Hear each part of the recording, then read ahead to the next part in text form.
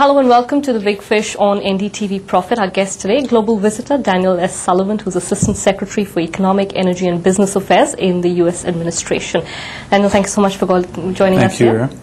Let me just start by asking you, this is your first official visit in your current role. Yes. What's been on your agenda? You've had a series of meetings in Delhi and now in Bombay. What's the top of your agenda? Well, what's been on the top of our agenda is looking at ways to provide between the governments additional opportunities for what we think is a really strong element of the U.S.-India relationship. And that really strong element is the dramatic increase that we have seen private sector to private sector. As you know, our trade even last year is up 30% to about $42 billion.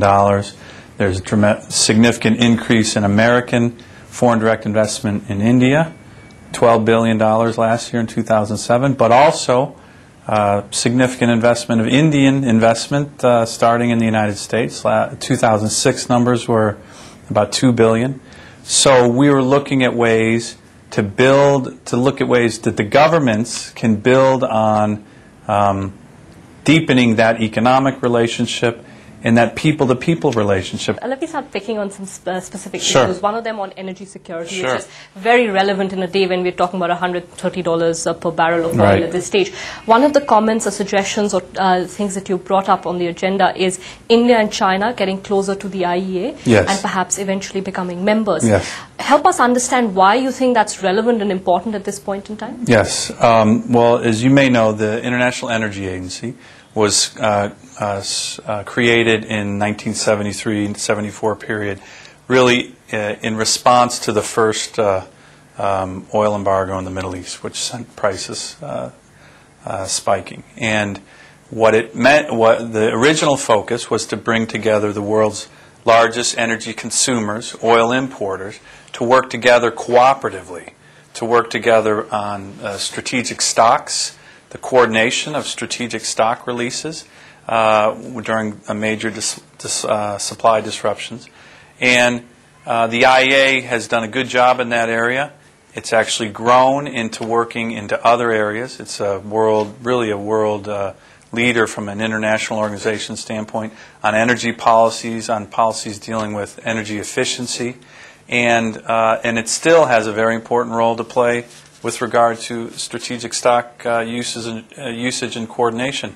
A lot of people don't know, but during the Hurricane Katrina and Rita episode in the United States in 2005, we had lost a significant refining and production capacity, and the IEA within 24 hours worked to coordinate a global release of different countries' strategic petroleum reserves, put 60 million barrels of oil on the market, which we think helped dramatically calm the markets, and all oil users benefited from that, including India, including China, back in 2005.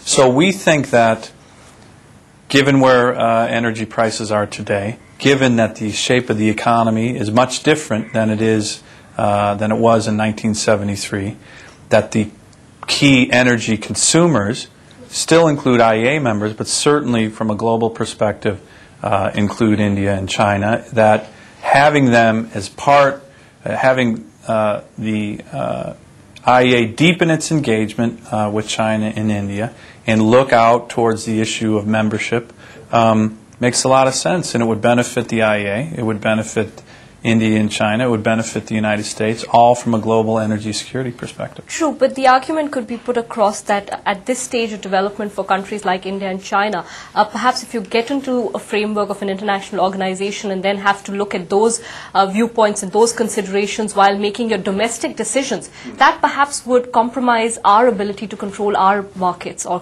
take decisions that are in our best interest. Don't you think that's a valid argument? Well, I think it's important to recognize that global energy security is something that all countries want, but that no country can do on its own.